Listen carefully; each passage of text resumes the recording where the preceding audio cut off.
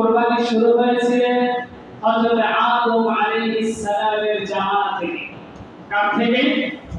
হযরত আদম আলাইহিস সালামের জামানা থেকে। হযরত আদম আলাইহিস সালামের জামানা থেকে কুরবানি শুরু হয়েছে। তার দলিল হলো কোরআনুল কারীমে আল্লাহ রাব্বুল আলামিন জানিয়ে দিয়েছেন। শুনবো আমরা সবাই?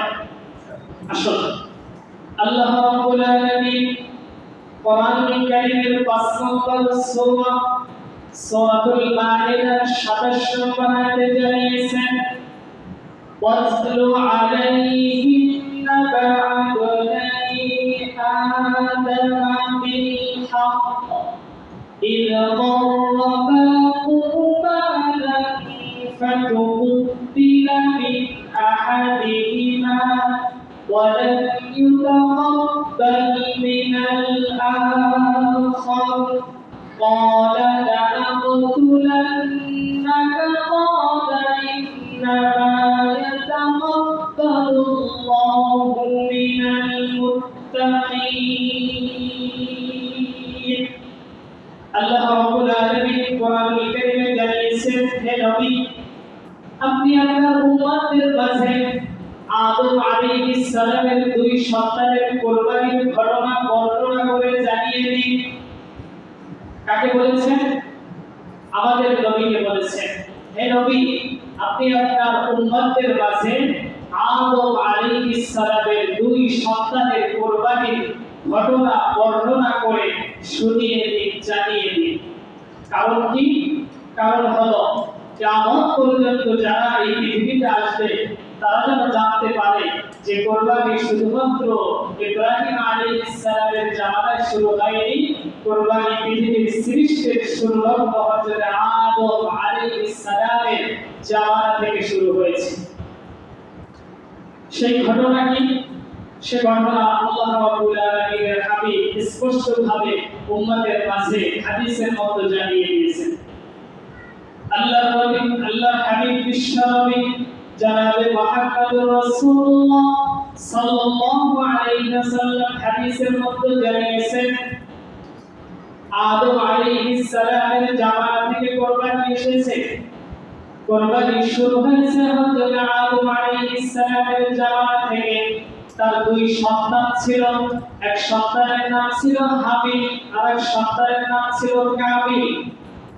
একজন হলো হাবিল আর একজন হচ্ছে কাবিল। 2 সন্তান জন্ম নিয়েছিলেন। আদম আলাইহিস সালামের জামানায় নিয়ম ছিল জোড়ায় জোড়ায় সন্তান হতো। এক জোড়ার সন্তানের ছেলের সঙ্গে অন্য জোড়ার মেয়ের সঙ্গে বিবাহ বন্ধন হতো। এক জোড়ার মেয়ের সঙ্গে অন্য জোড়ার ছেলের সঙ্গে বিবাহ বন্ধনে আবদ্ধ হতো।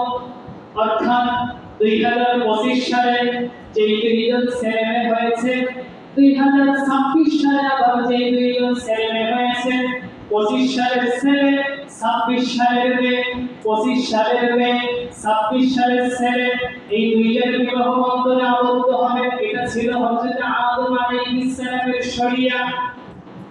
কিন্তু আমাদের নবীর সময় শরীয়ত বাতিল হয়ে গিয়েছে, ভাই বোনে বিবাহ হারাম হয়ে গিয়েছে। এখন কি ভাই বোন বিবাহ করা যায়? আমাদের নবীর সময় যে শরীয়ত আছে, এই শরীয়তে ভাই বোনের বিবাহ হারাম হয়ে গিয়েছে। কিন্তু পৃথিবীর শুরু লগ্নে যেহেতু কোনো মানুষ ছিল না, পৃথিবীর শুরুতে সর্বপ্রথম এসেছিল হাওয়া আলাইহিস সালাম এবং আদম আলাইহিস সালাম। তাদের সন্তানদের বিবাহ বন্ধনে আবদ্ধ করার জন্য আল্লাহ নিয়ম করে দিয়েছেন, প্রথম বছরের ছেলে পরের বছরের মেয়ে, প্রথম বছরের ছেলে পরের বছরের মেয়ে, প্রথম বছরের মেয়ে পরের বছরের ছেলে। এইভাবে তুমি বিবাহ বন্ধনে আবদ্ধ করে দাও। আদম আলাইহিস সালামের সন্তান হলো প্রথম বছরে হাবিল এবং তার একটা মেয়ে হলো আদম আলাইহিস সালামের একটা কন্যা সন্তান হলো জোরায়। এর পরের বছরে ছেলে হলো কাবিল, তার সঙ্গে একটা মেয়ে হলো। এখন 2জনের বিবাহ বন্ধনে আবদ্ধ করাবে। কিন্তু আদম আলাইহিস সালাম যখন 2 সন্তানকে বিবাহ বন্ধনে আবদ্ধ করাবে, যখন পর্যাপ্ত বয়স হয়েছে, তাদেরকে যখন বিবাহ দিবে, হযরত আদম আলাইহিস সালামের ছেলে হাবিল এবং কাবিলের মধ্যে এক সন্তান হলো হাবিল, অন্যজন হলো কাবিল। হাবিল বলতেছে যে আমার সঙ্গে যাকে বিবাহ দিবে তার সঙ্গে আমি রাজি আছি। কাবিল বলতেছে আমার সঙ্গে যার বিবাহ দেবে এই বিবাহতে আমি কোনো রাজি নাই, আমার কোনো মত নাই। কারণ কি? বলতেছে আমার সঙ্গে যাকে বিবাহ দেবে সে একটু কালো, তাকে দেখতে ভালো লাগে না। কিন্তু হাবিল বলতেছে আমার সঙ্গে যাকে বিবাহ দেবে তাকে আমার ভালো লেগেছে, আপনি যা বলবেন আল্লাহর পক্ষ থেকে যে ফয়সালা এসেছে এটাই আমি মেনে নিলাম। সন্তান কয়জন? দুইজন, একজন হলো হাবিল আর একজন হলো কাবিল। হাবিলের সঙ্গে বিবাহ দিবে কাবিলের সঙ্গে যে মেয়েটা হয়েছে, আর কাবিলের সঙ্গে বিবাহ দিবে হাবিলের সঙ্গে যে মেয়েটা হয়েছে। দুইজনকে বিবাহের প্রস্তাব দেওয়া হলো, একজন রাজি হলো, অন্যজন রাজি হলো না। যখন দুইজনের মধ্যে একজন নাকচ জানালো, অমত জানালো, রাজি হলো না, তখন আদম আলাইহিস সালাম একটু সংকটে পড়ে গেলেন, ঝামেলায় পড়ে গেলেন যে কিভাবে বিবাহ দিবে, যেহেতু ছেলে একজন কি রাজি না, মত জানাচ্ছে না। কারণ হলো তার সঙ্গে যে মেয়েটাকে বিবাহ দিবে মেয়েটা একটু কালো, তার রংটা একটু কালো, দেখতে অতটা ভালো না, এজন্য তাকে সে নিতে চাচ্ছে না। এমন অবস্থায় তিনি পেরেশানিতে পড়ে গেলেন। আল্লাহ রাব্বুল আলামিনের পক্ষ থেকে ওহী আসলো, ও আদম তোমার দুই সন্তানকে তুমি কুরবানি দিতে বলো। কি দিতে বলো? কুরবানি দিতে বলো। সবথেকে তাদের যে প্রিয় বস্তু আছে ওটাকে কুরবানি দিতে বলো। যদি কুরবানি যারটা কবুল হবে, যার কুরবানি আমার পছন্দ হবে তার সঙ্গে সুন্দর মেয়ের বিবাহ হবে, আর যার কুরবানি পছন্দ হবে না তার সঙ্গে কালো মেয়েটার বিবাহ হবে। কে সিদ্ধান্ত নিয়েছেন? আল্লাহ তাআলা সিদ্ধান্ত নিয়েছেন।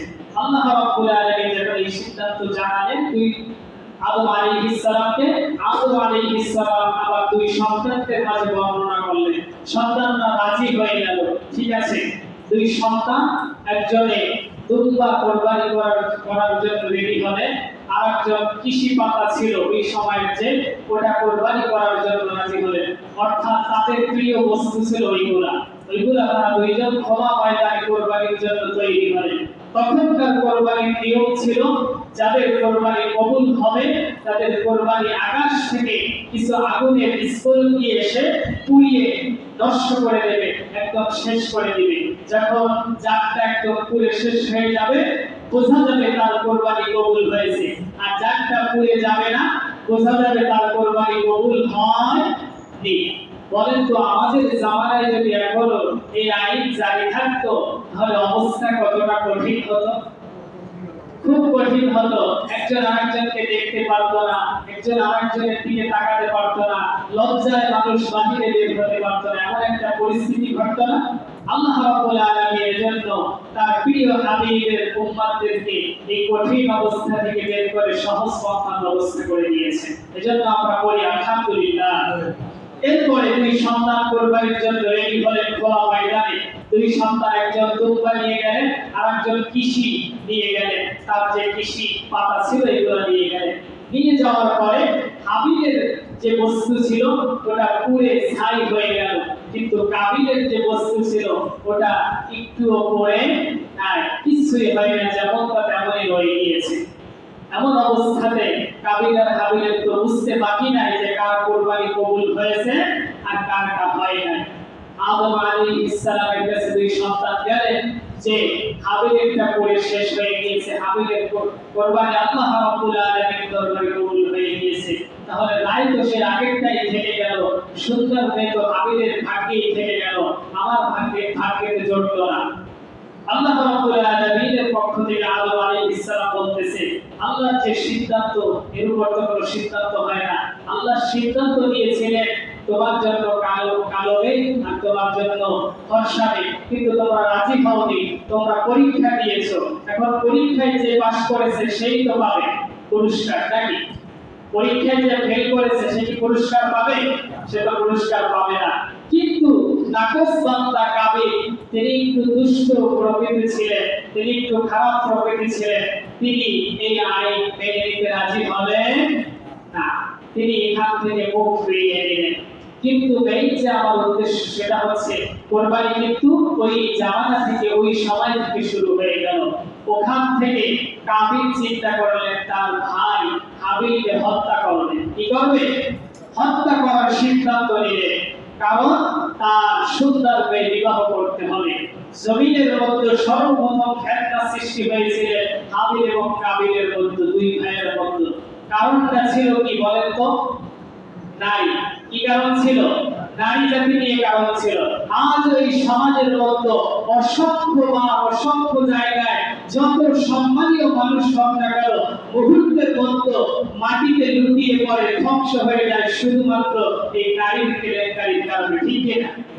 সমাজে দেখবেন অসংখ্য সম্মানিত মানুষ অপমানিত হয়ে যায় মুহূর্তের মধ্যে, শুধু নারীর কেলেঙ্কারির কারণে, নারীর অপমানের কারণে, নারীর সঙ্গে অবৈধ সম্পর্কের কারণে। জমিনের শুরু অন্ত থেকে ফেতনা সৃষ্টি হয়েছিল ওখানে। আবার জমিনের শুরুতেই কোরবানিও হয়েছিল ওখানে। আবার কাবিল চিন্তা করে ক্ষান্ত দেয়নি, তার ভাই হাবিলকে তিনি হত্যা করেছিলেন। কি করেছিলেন? হত্যা করেছিলেন। পৃথিবীর মধ্যে মানুষ হত্যা সর্বপ্রথম জঘন্যতম কাজ করেছিল কাবিল নামক এই নিকৃষ্ট ব্যক্তি। অর্থাৎ পৃথিবীর শুরুলগ্ন কয়েকটি জিনিস শুরু হয়েছিল এই দুইজনের মাধ্যমে। এক নম্বরে কোরবানি হয়েছিল হাবিল এবং কাবিলের মাধ্যমে। মানুষ হত্যা নিয়ম চালু হয়েছিল হাবিল এবং কাবিলের মাধ্যমে। তারপরে মেয়েদের নিয়ে ঝগড়া বিবাদ, দ্বন্দ্ব ফেসাদ, সম্মান নষ্টর যে কারণ সেটাও শুরু হয়েছিল হাবিল এবং কাবিলের মাধ্যমে। কিন্তু বলেন তো, এই দুইজনের মধ্যে সম্মানের সাথে আজও মানুষের মনের মাঝে যার নামটা কেটে আছে তার নাম কি? হাবিল। কিন্তু যার নামটা নিকৃষ্টভাবে মানুষের মাঝে কেটে আছে তার নামটা কি? কাবিল। অর্থাৎ বোঝা গেল যারাই খারাপ পথে থাকবে না কেন, সে যদি পৃথিবীর মধ্যে কিছু সময় সম্মানিত হয়, কিছু সময় জিতে যায়, তারপরেও সে সম্মানিত হয় না, সে জিতে যায় না, সে ভালো হতে পারে না, সে অনেক কিছু অর্জন করতে পারে না। পৃথিবীর ইতিহাসে একদিন না একদিন তার নাম নিকৃষ্টভাবে মানুষের মুখে মুখে উচ্চারিত হয়। হয় কি হয় না?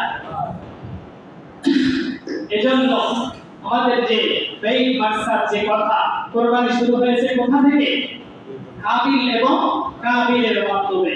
তাহলে তাদের এই যে কোরবানি তারা দুইজন করলেন, এখান থেকে আমাদের যে শিক্ষাটা, সে শিক্ষাটা হলো কোরবানি দিয়েছেন হাবিল এবং কাবিল। কয়জন দিয়েছেন? দুইজন। কোরবানি দিয়েছেন হাবিল এবং কাবিল। একজনেরটা কবুল হয়েছে, অন্যজনেরটা কবুল হয়নি। অর্ডার দিয়েছিলেন কে? আল্লাহ তাআলা।